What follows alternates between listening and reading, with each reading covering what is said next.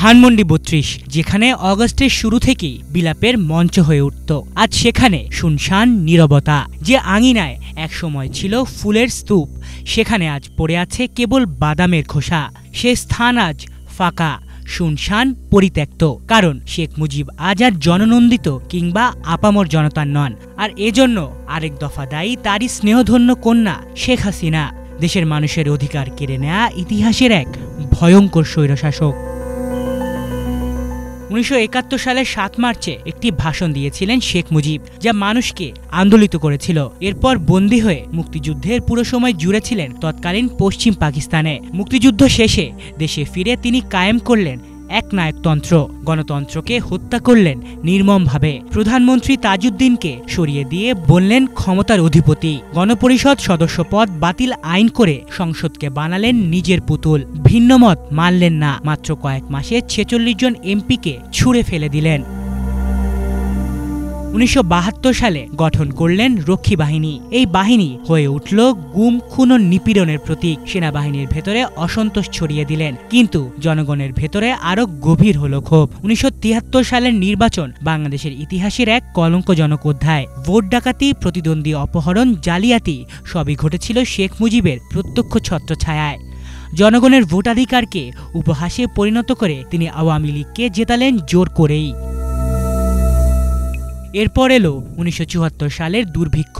১.৫ লাখ মানুষ না খেয়ে মরল, অথচ সরকারি হিসেব গোপন করল প্রকৃত চিত্র।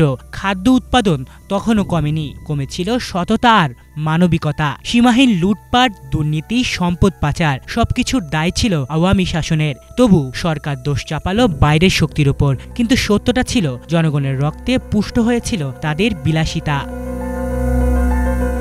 এসবের মধ্যেও শেখ মুজিব এগোলেন আরও এক ধাপ। গঠন করলেন একদলীয় শাসন ব্যবস্থা, বাকশাল। একদলীয় স্বৈরতন্ত্র কায়েম করে দেশকে বানালেন বন্দিশালা। ৩টি বাদে সব সংবাদপত্র বন্ধ।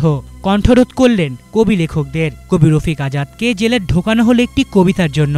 ভাত দে হারামজাদা, নাইলে মানচিত্র চিবিয়ে খাবো। সিরাজ শিকদারকে হত্যা করা হলো বিনা বিচারে। মুক্তিযুদ্ধের সময় পাকিস্তানি সেনাদের বিরুদ্ধে যুদ্ধ করা কমান্ডার জলিলকেও তিনি বন্দী করলেন। সব ভিন্ন কণ্ঠে টুটি চেপে ধরলেন শেখ মুজিব।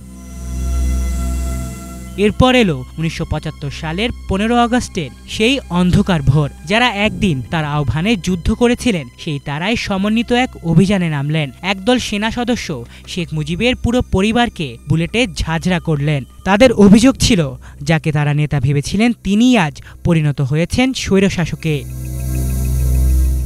কিন্তু ইতিহাস এখানেই শেষ হয়নি। শেখ মুজিবের কবর আবারও রচনা করলেন তারই কন্যা ফ্যাসিস্ট হাসিনা। বাবার মতোই দেশকে ভোগ করেছেন নিজের সম্পত্তি ভেবে।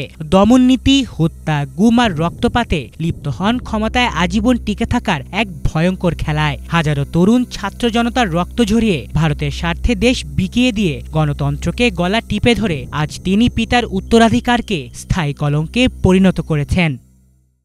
এ যেন এক শিক্ষা, এ যেন এক বার্তা। ইতিহাস কখনো ক্ষমা করে না, স্বৈরাচার কখনো জয়ী হতে পারে না। আলিফ চৌধুরী, বাংলা ভিশন, ঢাকা।